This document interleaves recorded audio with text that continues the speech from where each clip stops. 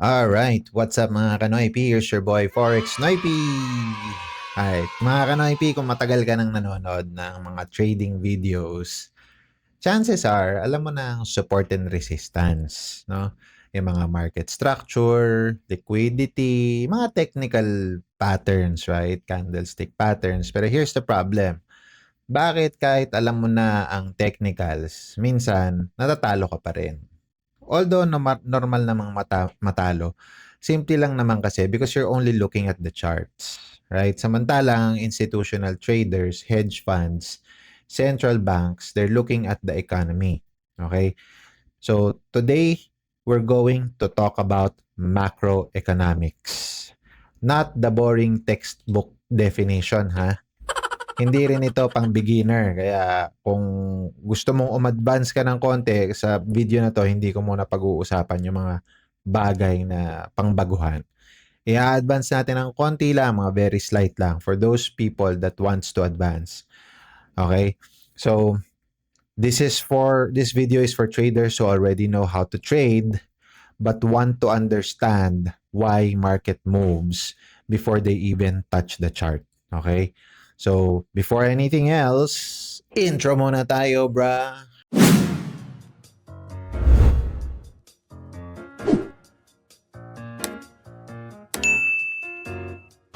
Alright, what's up mga Kanoypi? Here's your boy Forex Noypi. Welcome back sa panonood sa video ko. So, pag-usapan muna natin yung macro, no? Ano ba talaga yung macro? Kapag sinabi nating macroeconomics, most people think GDP, inflation, right? Unemployment, interest rates, at totoo naman. Talagang totoo yun. Pero para sa isang trader, macroeconomics is simply the flow of money around the world. Okay? Every single move you see, Mapa Gold, Nasdaq, DXY or US dollar, yan, oil, Bitcoin, bonds, they're all reacting to one thing. Money ang nagpapagalaw. Magaling pala dyan Hindi ko alam Okay? So, where is money going? Yan ang tanong. No? Where's money going? Where is money leaving? And sino bang talagang nagko-control ng pera? Kapag naiintindihan mo ang flow ng capital, mas maiintindihan mo ang charts. Okay? Remember this. Tulad ng sinasabi ko, charts or technicals will tell you kung ano nangyari. Macro will tell you why. Okay? So, pag-usapan muna natin kung saan man nagsisimula ang lahat. Everything starts with the Federal Reserve, the Fed. Okay? Kung may isang institusyon na kailangan mong bantayan, yun na yun. It's the Federal Reserve. Okay? Hindi dahil sila ang pinakamalaking bangko, hindi yun. Hindi rin dahil sila ang gobyerno. Okay? Hindi yun. Okay? But because they control the price of money. Yung presyo ng pera. Okay? Ano ba ang presyo ng pera? Interest rates yun, Kanoypi. Think about this, no? Pag-isipan mo, kung umutang ka ng 1,000,000 piso at 2% interest, madali eh, di ba? Pero gawin mong 8% yun, di ba biglang humirap? Di ba? Same concept, Kanoypi, but applied to the entire economy. Okay? Higher interest rates, less borrowing. Kasi hirap nga eh. Ngayon, wala kang mautang na pera, less ang spending. Okay? Less din ang investing. 'Di ba? Lower din ang economic growth. Okay? Ngayon, kapag mababa naman ang interest rates, mas maraming uutang. Mas marami ngayong magtatayo ng negosyo. Mas marami namang investments. Mas marami din ng risk-taking. Kaya every time may FOMC, the market is trying to answer one question. Isa lang. Ano ba yun? Will the money become cheaper or will it become more expensive? Okay? Hindi lang kasi mahalaga kung ano yung desisyon. Mas mahalaga ang expectation. Because markets price the future, not the present. Okay? Let's talk about the next thing. Okay? Inflation is the king. Let's talk about inflation, mga kanoypi. Kasi maraming traders ang iniisip, inflation equals bad. While totoo naman, but not exactly. The Federal Reserve, they actually want inflation. Pero controlled. Yung kontrolado. Ngayon kasi it's at 4.5%, 4.2%. Diba? Ang target nila 2% eh. It's double. Right? Imagine this, Kanoy Pino. Kung walang inflation, people stop spending. Businesses stop investing. Economy slows down. That's why most developed economies target only around 2%. Right? Now, ano ang nangyayari kapag inflation becomes too high? Just think about it. Right? The Fed raises interest rates. Yan ang ginagawa nila eh. Bakit?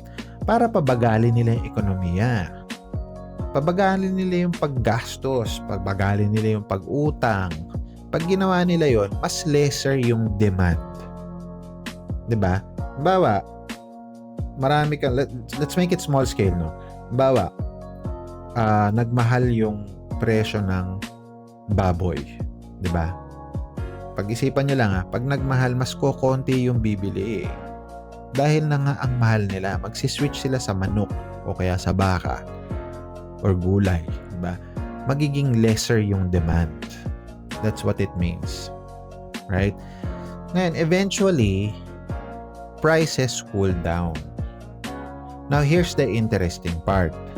Markets don't wait for inflation to go down. Markets move the moment they believe inflation will go down. That's why sometimes bad inflation data can actually make markets rally. If traders think that was the last bad report, macro is about expectations, Kanoy P, not today's numbers. Okay?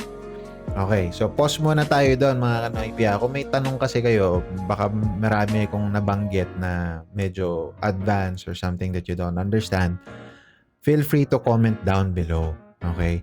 Ilalagay ko rin sa comment section yung Discord link. Kung nahihiya kayong mag-comment dito, pasok kayo sa Discord namin. It's free of charge. You can ask me questions there.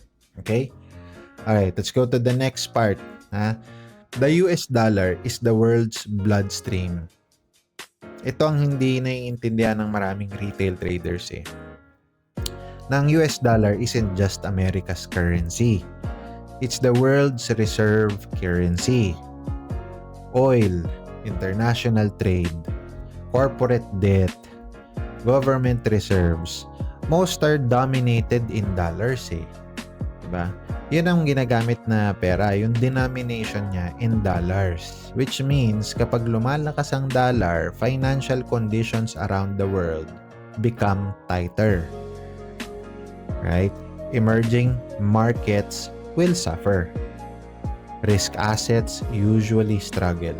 Usually, not all the time. Kapag humihina ang dollar, dyan nagkakaroon ng improvement sa liquidity. Okay? Capital flows back into stocks. Yan. Yung emerging markets, crypto. Okay? Sometimes even commodities eh. Sometimes. Kaya hindi sapat na tinitingnan mo lang gold. Tingnan mo din yung US dollar, DXY. Tingnan mo din yung bond yields. Tingnan mo din yung real yields. Right? Look at federal expectations. Federal Reserve expectations, because markets are connected. Nothing trades in isolation. Tandaan nyo yan. Okay. So, pag-usapan naman natin, mga kanoypi, itong palagay ko, mga may tanong na sa inyo nito eh. So, right now, I'm in the 2-year yield. US02Y ang ticker symbol niyan, ha? Kasi bonds are smarter than stocks. Okay? Here's a statement that might surprise you. Okay, the bond market, hindi maraming natingin dito eh. Promise, hindi. Kasi they don't understand it. So now, I'll explain it to you, no? The bond market. Okay, so the bond market usually knows before the stock market. Bakit kaya? No? Bakit kaya? Kasi the bond investors care about one thing alone, the economy. Okay, pag-isipan mo, they're like pension funds. They're like insurance companies. Okay? They're like sovereign wealth funds. Ganyan sila eh. These are trillion-dollar players. Okay? They're not chasing meme coins. Wala, hindi nila yung ginagawa. They're pricing inflation, growth, interest rates, saka recession, yung mga tinitingnan nila. Kapag bumabagsak ang bond yields, sometimes the bond market is going to tell you that economic growth is slowing. Okay? Kapag tumataas ang yield, katulad na nakikita mo sa taas, pataas ang 2-year yield, di ba? It could mean that growth expectations are improving or inflation is returning. So ano sa palagay nyo ang nangyari? Let's look at the 2-year yield in a weekly chart. Ayan na. Weekly charts since March. Ano sa palagay niyong trend niyan? Uptrend, di ba? This is the weekly chart. So ano? What's our inflation now? It's at 4%, right? US inflation is what we're talking about. It's at 4%, right? So ano ngayon? Nakikita mo yung correlation, di ba? They know it. Now let's look at the stock market. Let's look at S&P on a weekly chart. Diba? It has the same. Right? That's why serious macro traders watch the bond market every day. Not because they trade bonds, but because bonds often tell the story first. Okay, magbigay tayo ng classic example. Let's just look at the charts now. Balik tayo sa US 2-year yield. Weekly chart to. Okay, so this is the weekly chart. We can already see it's an uptrend, right? Because inflation is rising. And if inflation is rising, we know that interest rates are expected to go up. Alright? Patunayan natin yan. Let's go to the CME Fed Watch tool. Okay, so this is the CME Fed Watch tool which tells the target probabilities of what our interest rate is going forward. So right now, ngayong July 29, 2026, hindi inaasahan. Merong umaasang tataas. Pero eto na tayo eh, 350 to 375. This is read as 3.5 to 3.7%. Okay, 3.5 to 3.75%. Pumunta ngayon tayo sa September. Boom. Kita mo yan? 30.4% na lang ang umaasang mananatili ang interest rate sa ganyang level. It's expected to go up on September. Right? Umanta ngayon ulit tayo sa chart. So, ano nangyari sa bonds? It went up. Okay? So, tumaas. Pumunta ngayon tayo sa gold. Bang! Ano na? We already can see the gold market is dropping. They already know. They already know.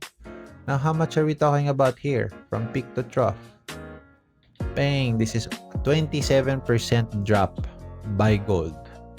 Right? When they already think that the interest rates is expected to go up. Right? Classic example. Okay? Hindi naman support at resistance ang nagpagalaw dyan eh. Diba? Lalong hindi fair value gap ang nagpagalaw dyan. Macroeconomics ang nagpagalaw dyan. Ano, IP. Okay? So, next topic tayo, no? Pag-usapan natin, liquidity. Okay? Hindi ito yung mga liquidity sweep na nakikita nyo sa mga retail traders na hindi mo makapagpakita ng kanilang 2-year PNL. Okay? Liquidity, this is probably the biggest lesson, no? Kasi markets don't move because of news. Okay? That's not it. Markets move because of liquidity. Ang news is just a catalyst. often. Okay? So, imagine pouring water into different containers. That's liquidity. Okay? Kapag maraming tubig, everything rises. Stocks, crypto, real estate, gold, mga risk assets. Okay? Kapag hinihigop ang tubig palabas, everything struggles. That's why central bank balance sheets matter. Quantitative easing ang mahalaga. Yung mga terms na yan, quantitative easing, quantitative tightening, ease. Yan. Ito yung hawak mo easing, tightening, paghigpit. Okay? Bank reserves, mga treasury issuance, right? These are liquidity tools. Okay? Ang institutions, minomonitor yan constantly. Okay? Retail traders, hindi yan alam.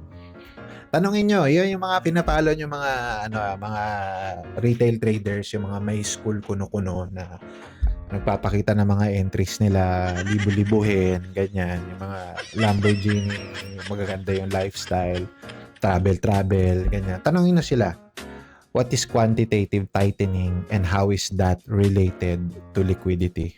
Sige. Kung nanonood ka dito, tamaan ka sana. Kasi gusto kong magturo ka din Kung nanonood ka dito at gusto na nagtuturo ka ng trading, magturo ka din ng fundamentals because that's the why. Not just technicals. Diba? Alright. Ngayon, paano ba mag-isip? Patuturuan kita. Paano mag-isip like an institutional trader? Okay. How do they think? So, paano ba mag-isip yung mga yan? Kasi hindi sila nagtatanong kung will gold go up today? That's not the question they ask. Retail traders lang gumagawa nun. Machine gun traders lang gumagawa nun. Instead, they ask, where is inflation going?